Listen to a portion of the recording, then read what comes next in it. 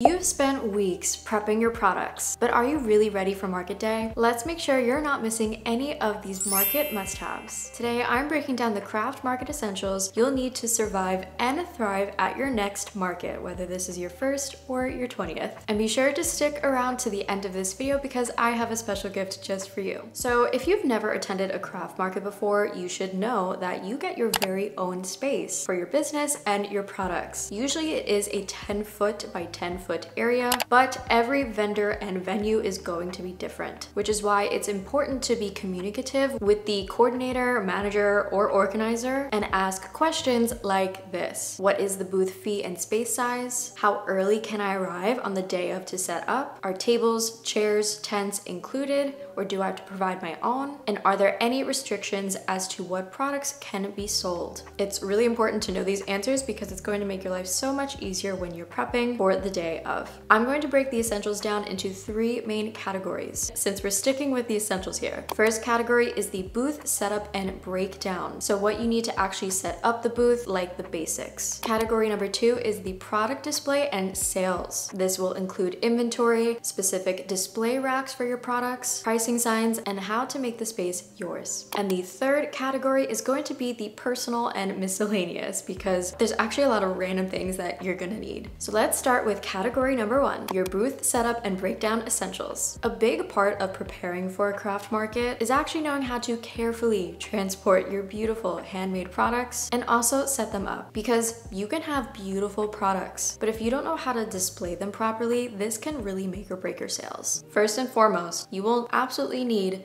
folding tables. You can either get a 4-foot size or a 6-foot size, and this will also depend on the layout that you want. Now there are so many different layout options that you can choose from rather than just putting one simple table up. You can see in my craft market series vlogs that I have a specific L shape going on with 2 6-foot tables, and then on the other side I have a rack where all my tote bags are. Some people also do a U shape or a V shape, but folding tables are highly recommended because how else are you gonna display your products, right? The second item is a tablecloth or a fitted cover. Your tables are going to get dirty. People are going to be constantly looking at the products, touching them. Having some kind of cover over them not only protects the tables, but gives a nice professional clean look. And it shows that you kind of put effort into it. I have these fitted table covers for my 6-foot tables, and you can even pull them down to not show the legs of the tables. However, I don't like that look. I know a lot of people yelled at me for that. I like the table cover just grazing so it doesn't touch the floor. The next essential is a tent. You will absolutely need a tent if you are attending markets that are outdoors. And please,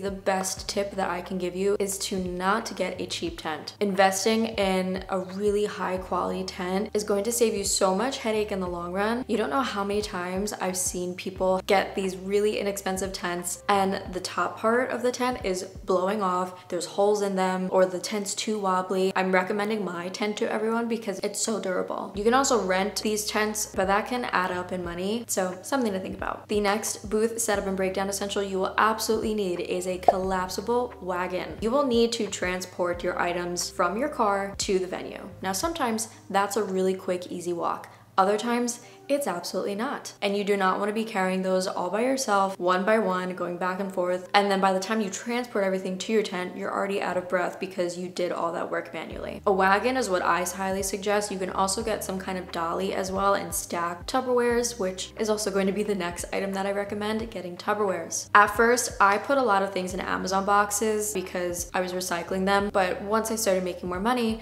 I started investing in more Tupperwares and organizers for my products because it just makes transporting everything and also the breakdown towards the end so much easier. And last but not least, for the setup and breakdown category, a business sign. You don't need to get anything fancy. You want to make sure that you have some kind of sign or label that shows your business name. Think about the customers. They're going to be looking and browsing all these different businesses, and if they have to squint, if you make anything more difficult for them, it might deter them from actually purchasing something from you. I got this amazing sign, which is a 1 by 9 9-foot tent banner. It goes in the front of my tent and it was from TikTok Shop. They also have a shop on Etsy as well, which I will link in the video description. And the shipping on that was so fast. I remember unboxing that and I was so happy seeing that. So those are the main essentials for category number 1 with setting up and breaking down all of your things for the craft market. Now onto category number 2, product display and sales. So since we talked about the main setup and breakdown essentials, it's time to discuss your product displays and what you really need to successfully run your market. First and foremost, you will obviously need your products. And again, as I mentioned in the first category, please put them in some kind of organizer when you're transporting them so they're safe and secure. You do not want to forget your products because hello, that's why everyone came to the market in the first place, to see your products. The second essential is display cases or stands or organizers. The best advice that I can give you with this aspect is to browse on Pinterest. You could even look at my craft market, for example. I have many different display options when it comes to all of my products. I call them twirly stands, definitely not the word, but there's spinnable display cases for my paper and laminate bookmarks. I hang my tote bags on a clothing rack. Depending on the products you sell, your displays may look different. The next essential is price signage. Please do not skip out on this part. I have the price in front of every item, and then I also have 2 signs that have a list of all the products and their prices. Do you know how many times people still come up to me and go, "What's the price of this?"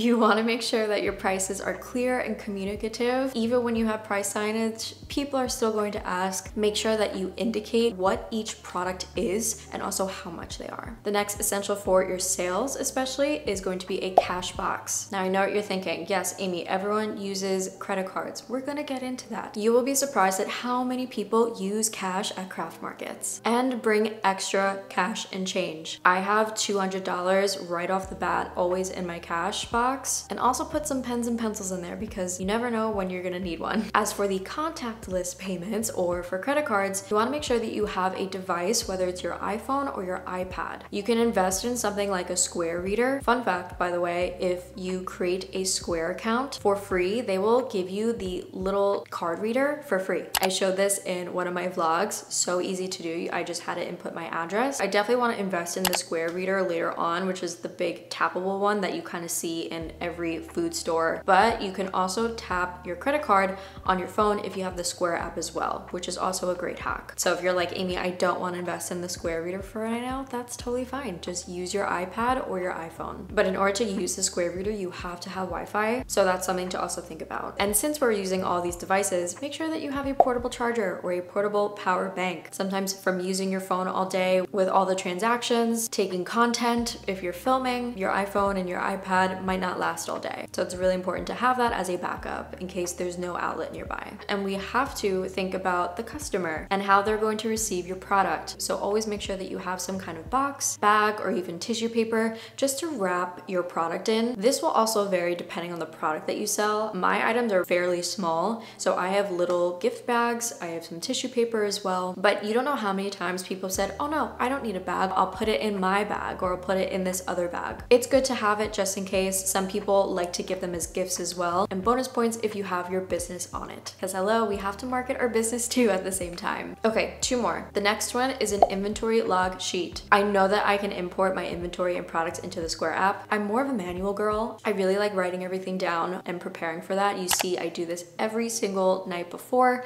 every single craft market in my vlogs. I just think it's easier to count everything beforehand and then have them as a tally sheet as I go. And then when people purchase things at the craft market, I'll tally them and say, okay, someone bought an Evil Eye acrylic bookmark, someone bought a Ghost magnetic bookmark, so I can just see like what was sold and what wasn't at the time. It's no big deal because at the end I will count everything and know, okay, this amount was sold here, because then you'll be able to see what products do I need to make more of for my next market and see which ones are running low. Which leads me into my last item. Have some kind of notebook, or even if it's in your iPhone. You don't know how many times I've thought of something at a craft market that I wanted to do for the next market, or maybe I want to add a product design and an idea pops in and then I forget it. In the moment, it's good to have a notebook, or again, if you have your phone on you, just write it down quickly so that way you can remember for the end of the day and the next time, because we always should be learning and wanting to do better for every single craft market. And last but certainly not least, category number 3, personal and miscellaneous items. You might not think that this is an essential category, but it may be the most important because we have to remember to take care of ourselves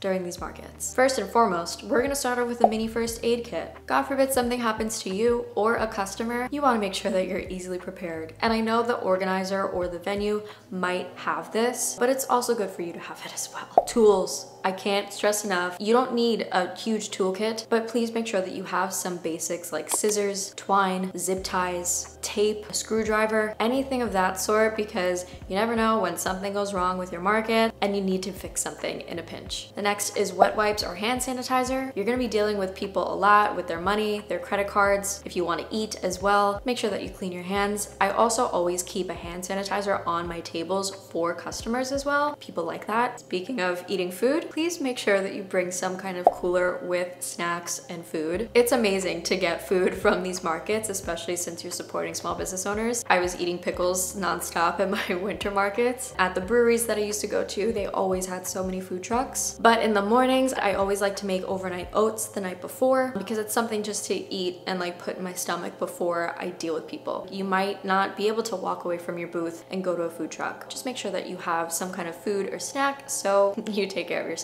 And also water as well. Stay hydrated, especially when you are outdoors. Oh my gosh, you do not want to be dehydrated on those days. Next up is a foldable chair or stool. Now, I'm not one to advocate to be sitting the entire time. This is my personal opinion. I think it looks bad when you're sitting. When you're standing, when you're busy fixing products, that's when I get the most people. And also, like, if you're standing, you're presenting yourself a little bit better. Now, don't get me wrong, sometimes we all gotta need to sit, you know? Like, you're standing on your feet for so long, but don't sit for too long. That's my advice. The only times that I'm really sitting are when it's absolutely quiet at a market or I'm eating. It also is smart to bring extra clothes or a jacket. Depending on the weather and where you're from, your location, sometimes weather can be really unpredictable. So a bright sunny day can turn into a downpouring rainy day. And the last thing you want is to not be covered or have all of your products get wet because of it. One of my markets that I did in September, I had this really cute green outfit on, which you've seen probably all over my Instagram and TikTok. But that day was really cold actually. Unless you were in the sun, it was warm, but I was shivering. That was the day I realized I should bring an extra pair of clothes, anything. If you get a spill too, it's always good to have them. And lastly, some outdoor options for the personal miscellaneous category. Sunglasses, especially if you're outside, it can get really sunny and hard to see people, especially if the sun is directly in your face. You don't want to be squinting talking to customers. And a fan. Oh my gosh. I learned this the hard way with my first craft market. It was the most hottest, humid day ever. I don't know how I survived without the fan, but I did. And from that day, I ordered a fan that's clippable onto my tent so customers can feel it. And then I also have a mini portable fan. So whether it's your first market or your 20th market, having the right essentials makes all the difference. I will link everything that I mentioned in the video description, and most of it you can grab on my Amazon storefront. If this video was helpful, don't forget to give this video a thumbs up and subscribe, and comment your top must-have market item because I'm curious if I missed any or if there's one product that you absolutely need and need everyone else to know. And as a thank you for watching until the end, no, I did not forget, I created a free downloadable craft market list just for you. This includes all of the essentials we talked about in today's video, plus a few extra items to help you feel more confident and prepared for your next craft fair. Thank you as always for watching today's video. I hope you have a very crafty day, and I'll see you in the next video. Bye!